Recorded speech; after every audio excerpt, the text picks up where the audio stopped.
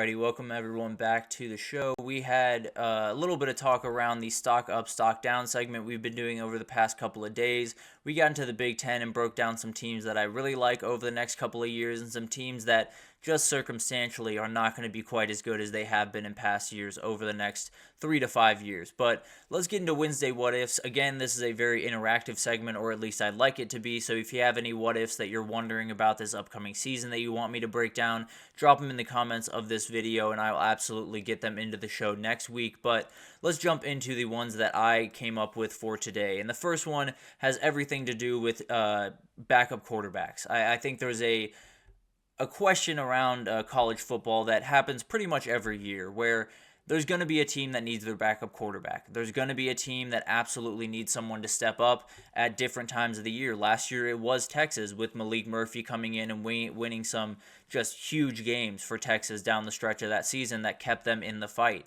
It happened with a number of teams throughout the college football playoff era. I mean, the best example, obviously, is 2014 Ohio State, who had to use not only second but third string, and the legend of Cardale Jones was born. But this year it's going to be really interesting. I was really thinking about this yesterday and wondering what team can withstand that. What team can kind of deal with that? We saw it happen to Florida State a year ago where they couldn't.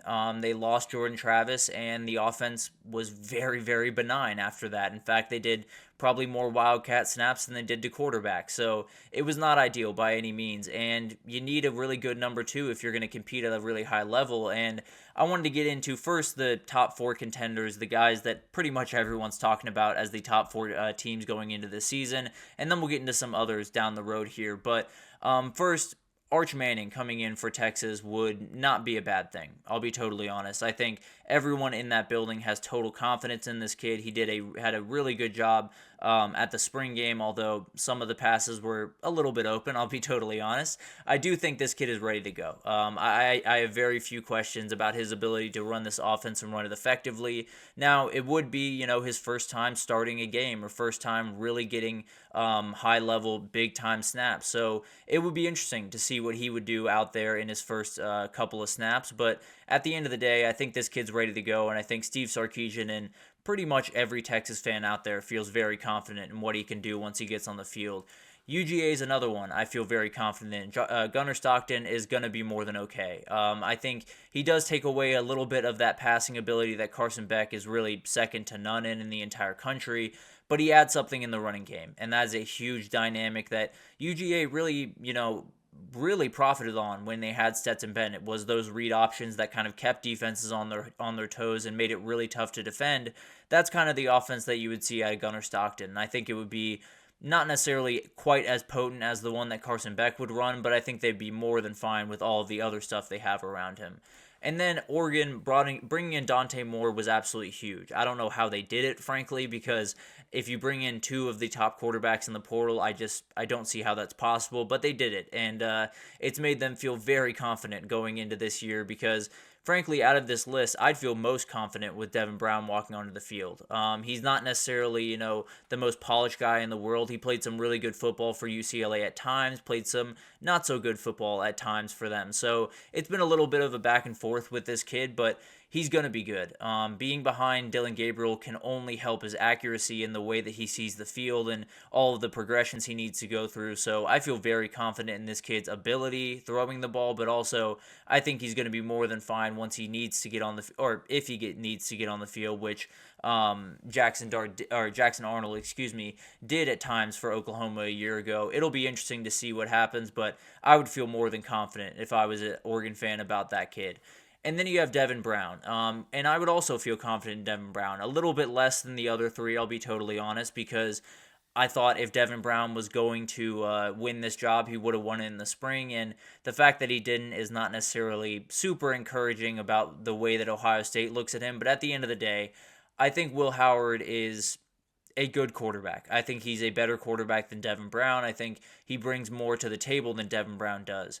I also think that if Will Howard was going to come in and totally take this job by the neck and totally dominate this job, it would have happened already. And he would be the runaway favorite to be their starter. Now, he's going to be their starter. I have no doubts about that, but he didn't necessarily separate himself too much in spring. So I don't think this would be that much of a drop off. I don't think it needs to be, that crazy for someone to succeed at that position at Ohio State. So it'll be interesting to see what happens there, but I feel more than confident. And then you get into Bama, Ole Miss, Michigan, Penn State. They would be in a little bit of trouble. Bama bringing in Ty Simpson or Austin Mack could work. Neither of those guys have played big-time snaps, but also some of the guys that I just named haven't played big-time snaps. So maybe these guys would be able to get by and play plenty good football. I really like both these guys. I don't know who the backup is right now, frankly. But at the end of the day, I think they would be able to execute the offense. I just think the gap between Jalen Milroe and them would just be a little bit more sizable than some of the others. Ole Miss bringing in Walker Howard would be very interesting to watch. I think he's a very talented kid. I just thought there was going to be a little bit more of a battle put up by him in some of these quarterback competitions. Obviously, this year, not much to be said. It was going to be Jackson Dart, but I don't know. I saw more from him, I guess, when he came over to Ole Miss than has happened thus far. So I don't necessarily know if Lane Kiffin feels overly confident in that kid going forward. Michigan moving to Jack Tuttle would just not be very good. I'll be totally honest. I like Jack Tuttle, and I think he's very interesting, but I think if Alex Orji starts to struggle and doesn't work out, I think you move straight to Jaden Davis and get him ready for the 2025 season. So that's kind of just a different way of thinking more than anything else. And then Penn State not only needs Drew Aller healthy, they need him to play really well. So that's not even a question. If they lose Drew Aller, it's cooked. But even if they have Drew Aller, it might not be perfect anyway. And then you have Clemson, Florida State, Miami, Kansas State, Utah, LSU. They'd be buried. They have good quarterbacks on those rosters. They have guys that can step in and execute the offense. They don't have guys that can get them to the playoff. They don't have guys that can win conference championships. So those teams would likely be screwed, frankly, if I'm being totally honest. But let's get into the second what if. And what if Georgia Tech beats Florida State in week 0? It's funny, I wrote this yesterday and I was watching the Josh Pate show this morning, and someone asked a question about this, saying that Georgia Tech would win this game. I'm not necessarily going that far, but let's just say that happens. This one is a very sketchy game. This game is in Ireland. Georgia Tech is coming off a season where they did a lot better than some people thought they were going to be and had a really, really good offense. All of those guys are coming back, including their starting quarterback, Haynes King, who I've said time and again I am a very big fan of. Florida State replaces a ton on the roster side of the ball. That is a huge variable in Georgia Tech's direction. Also, I think this is going to be a low-scoring game, and you would think that would lean towards Florida State because they have the better defense and they can make some plays there, but the reality is Georgia Tech wants to limit the number of big plays in this game. They want to limit the number of plays that it takes to separate themselves from Florida State, and a low-scoring affair does that. So I think Georgia Tech, it might not necessarily be the way that they would want this game to shake out, where I think they would maybe be more comfortable in a 35-38 type game. But the reality is, when you start scoring points, there's a little bit more variability on who's scoring those points, and Florida State could pull away by 14, and then you're in trouble. If it's a low-scoring affair, you're likely within a possession, or at least a possession and a field goal away from being right back in the game. So I think that definitely plays into Georgia Tech hand just a little bit, but let's get into what would happen if this does happen.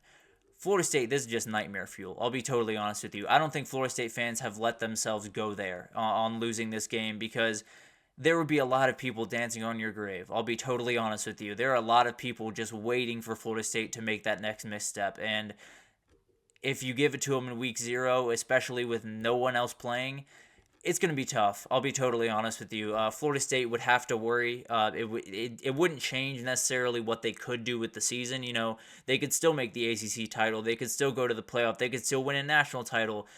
But there would be time to worry, that's for sure. DJ would be very worrisome in this game if Georgia Tech were to win, and that would create a lot of questions. I think they'll be okay, frankly, regardless of if they win or lose this game, frankly. I think this program is still solid. Mike Norvell is still solid, but 2024 might go a little bit down the toilet in week 0 if they let this one drop. So it'll be an interesting game. I have not made a pick on it, although I'm not leaning one direction. I don't want to put that out in the world, but I do think this is going to be a game that you guys should be watching fairly closely. I'll just put it that way. So it's going to be really fascinating to watch over there in Ireland. Definitely going to be a very, very interesting one. But let's get to the last one. What if Colorado goes 5-7? I don't know if that's anything that Deion has even thought of at this point, and maybe he shouldn't, to be totally fair. Maybe he should just focus on all the good things that could happen for them, but this is on the table. I could go through their schedule and pretty easily argue that they could go 5-7, if I'm being totally honest. There are a couple of games that, yeah, I might have to twist myself just a little bit into a pretzel to make it happen, but the reality is, there are 7 teams on their schedule that are capable of beating them. In fact, frankly, there are probably 8 teams on their schedule that are capable of beating them. So Deion has made this a problem. A 5-7 season wouldn't have been ideal by any means. It wouldn't necessarily be what anyone wants, regardless of what Deion says. But the reality is, it's one more win. You're getting a little bit better, and frankly, Colorado is a little bit better this year. They have a better roster. They're going to play better football. They have a better O-line. Shedeur Sanders is more comfortable back there. They're going to be better. I feel very confident in that. But being better and making the playoff are two wildly different things, and Deion promised making the playoff. That is why this is a problem. Frankly, to me, it wouldn't be a problem if they went 5-7 or 6-6 and moved on to the next season and said we're going to continue to try to build this thing out, continue to try to get more talented, and at some season it's going to click.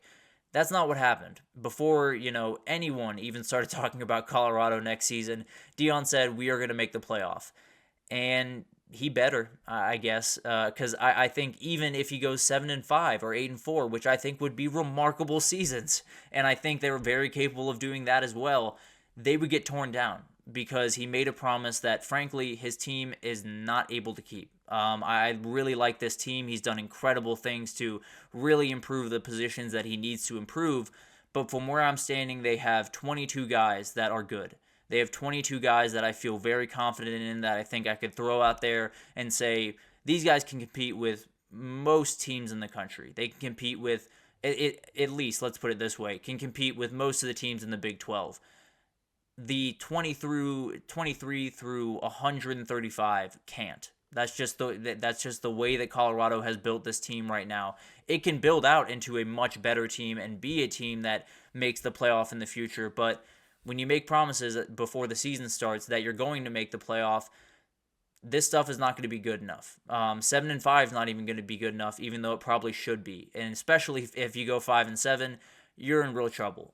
So it's one of those things that 8-4, 7-5 would not be a problem. But Deion's created a problem because his confidence is part of what makes him an incredible football coach, part of what makes him who he is. But it also could lead to kind of his downfall this upcoming year because a lot of people are just waiting for them to have a rough year, and a 7-5 year wouldn't be rough, but people would tell you it would be rough. So it's going to be a battle. It's going to be one of those things that's going to be really, really tough for them to figure out. But the reality is, you created your own world, and now you got to live in it. And it'll be really interesting to see what happens with Colorado. I tend to have them right around 6 to 7 wins, so I think they're going to be better than 5-7, but 5-7 is not far off. There's no two ways about that. So I don't necessarily love the way that Deion went about it, but at the end of the day, he is who he is, and that's part of the reason that we love him so much. But that'll do it for this edition of the GSMC College Football Podcast, brought to you by the GSMC Sports Network. Thank you so much for tuning in. Your support means a ton to us, so please remember to subscribe to the show, leave a positive review. It does make a huge difference. Also, follow us on Facebook, Twitter, TikTok, Instagram, all of the social pages for all of the content and updates you could possibly need. We just have incredible people doing work from every single sport you could possibly want. So come on over to GSMC and we'll have you totally covered. But thank you once again for listening, and I will see you guys tomorrow.